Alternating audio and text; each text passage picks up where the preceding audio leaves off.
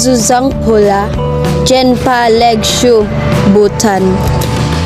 Bhutan is a landlocked country between China and India. It shares borders in the north with the Tibetan Plateau, in the west with mountains Sikkim and Darjeeling, in the south with the Bengal Assam plains, and in the east with the highlands of Arunachal Pradesh.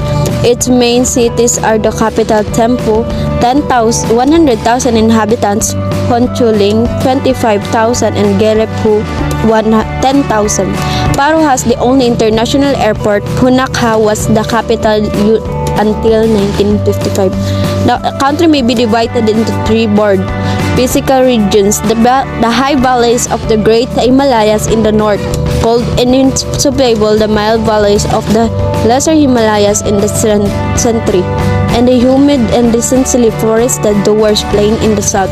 Of these three regions, the Lesser Himalayas are the most favorable for human settlement, harboring most of Bhutan population.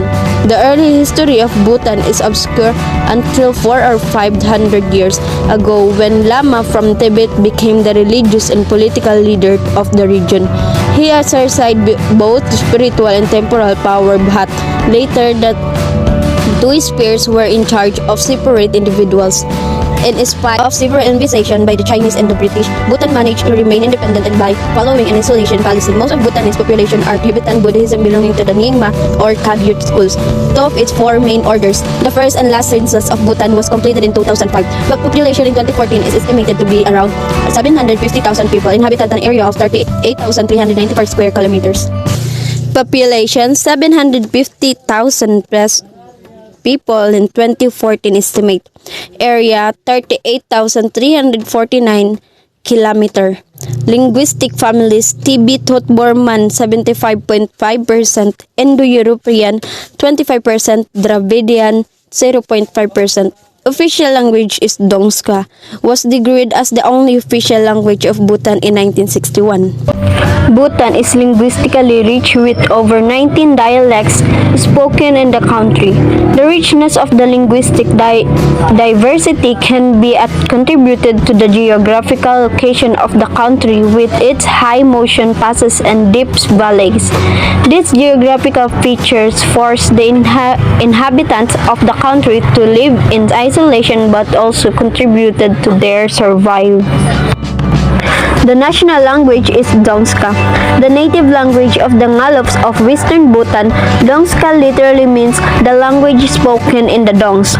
Massive fortresses that serve as the administrative centers and monasteries. Two other major languages are the Tongslakha and the Lotshamka. Chalakha is the native language of the Chalangs of the western Bhutan, while Lotshanka is spoken by the southern Bhutanese of Nepali origin. Dongska is the official language of Bhutan, used mainly in the country's western region.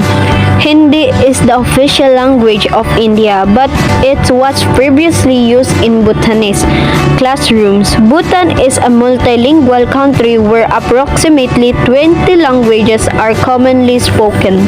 Let's now have the Bhutan policies.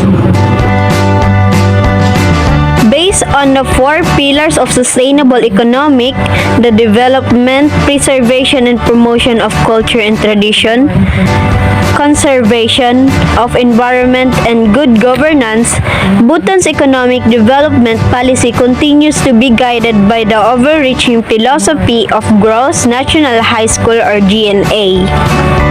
Bhutan Sustainable Hydropower Development Policy 2021. The Honorable Tengyi Lyompyo Ministry of Affairs launched a Sustainable Hydropower Development Policy or SHDP 2021 on April 21, 2021. Mineral Development Policy 2017. The Bhutanese state that the right over its mineral resources that the state's coffer gets its shares. Who does it benefits actually? With Mines and Mineral Bill 2020 tabled for parliamentary deliberation and consultative meetings underway, this essay is an attempt to study Bhutan's mining sectors, its contribution to the economy and application to the society. Domestic Electricity Tariff Policy 2016. Tariff refers to the amount of money to the consumers that has to pay for making the power available to them at their homes. Tariff system takes into account various factors to calculate the total cost of the electricity. Framework for private participation in infrastructure.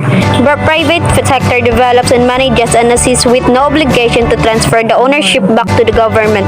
BOT agreements significantly reduce the commercial risk borne by the private partner because there is only one customer in the government. Economic Development Policy 2016. Explicit state labor demand policies generally take the form of economic development programs. Economic development programs typically provide assistance to business that is to some degree customized or tailored to particular types of business or to business expansion or location decision. And now, let's proceed to Bhutan program. Cornerstone of our people-to-people engagement is our cultural programs, including our academic, cultural, and professional culture prevention grants and promotion of higher education. Bhutan has participated in annual exchange programs such as the International Visitor Leadership Program or IVLP, Humphrey Professional Fellowship, and Fulbright Scholarship. Education. There are almost 150 Bhutanese students currently studying in the United States. Approximately 3/4 of these students are pursuing undergraduate degrees.